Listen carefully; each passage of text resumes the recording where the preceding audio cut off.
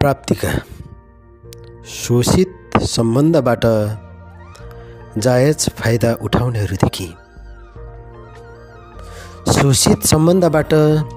जायज फाइदा उठाउनेहरूदेखि अचम्मित हुँदै जन्म त लिए आमा। आरोप र प्रत्यारोप बीच सामाजिक परिचय खोज्दै टोलाउँदै यी मेरा हप्ता 10 दिने आँखाहरूले न्यानो काखको स्पर्श खोज्दै आमा भनी बोल्ने आवाज फुर्न नपाउँदै भुसाको कार्टुनमा फालिन्छु भने किन रचना गर्यौ गर्भमा मेरी प्यारी आमा। तर शोषित भई व्यवस्थालाई टार्न नसकी कैयौं पीडा बोकी जन्म त दियौ आमा। समाजले बेस्या उपनाम देलान् कि भनी बाँच्न खोज्दै ममाथि यत्तिका ठुलो राजनीति भयो, षड्यन्त्र भयो। त्यसैले त मेरी प्यारी आमा महिना दिन नबित्दै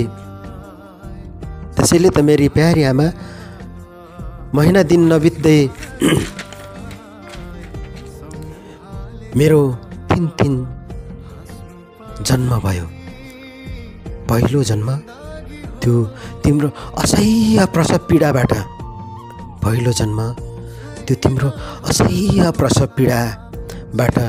अनि दोस्रो प्याकिङ भई झाडीमा भेटिँदा र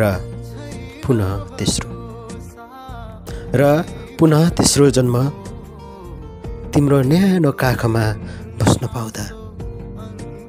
त्यसैले मेरी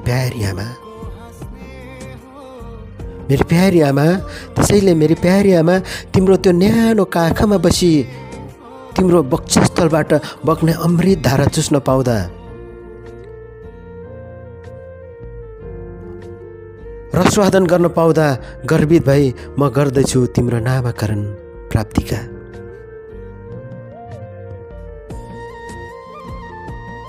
यतिले त पज्लान् अनि बुझ्लान् नि हाम्रा समाजले। तर आमा एउटा सानो कथा भन्न बाँकी नै छ। प्रिय साथीहरू, मेरो हप्ता 10 दिने भ्रमणको सुन्नुहोस् है।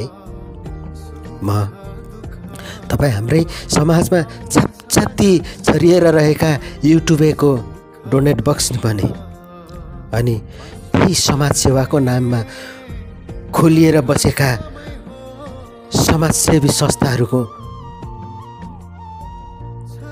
चन्दा बक्स अर्थात् डोनेट बक्स नि बने अनि सारा संसारको रमिता र विवाद नि बने। साथै विश्वास र घृणा नि।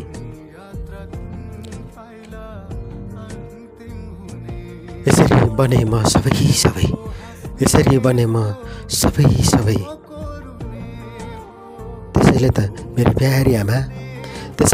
मेरी प्यारी आमा अब तिमीले डराउनु पर्दैन। बुवाको परिचय दिन सकेनौ त के भयो, देऊ तिम्रै परिचय। यसैमा म खुसी छु अनि सुखी छु। जात र थर दिन सकिन भनी नगर हिँड त बोध, देऊ तिम्रै थर। जात त म नारी, छोरी अनि चेली भई जन्मिसके नि मेरी प्यारी आमा। म बुझ्दछु तिम्रो व्यवस्था।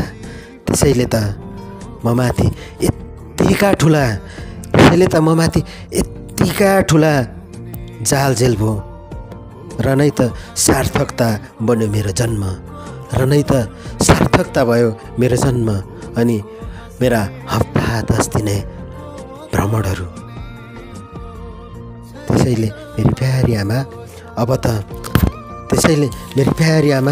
अब त म भइसकेँ सबैसित परिचित। त्यसैले अब त म भइसकेँ सबैसँग परिचित। किन मान्छौ अप्ठ्यारो मेरी प्यारी आमा? म तिम्री प्राप्तिका अनि तिमी मेरो प्राप्तिका।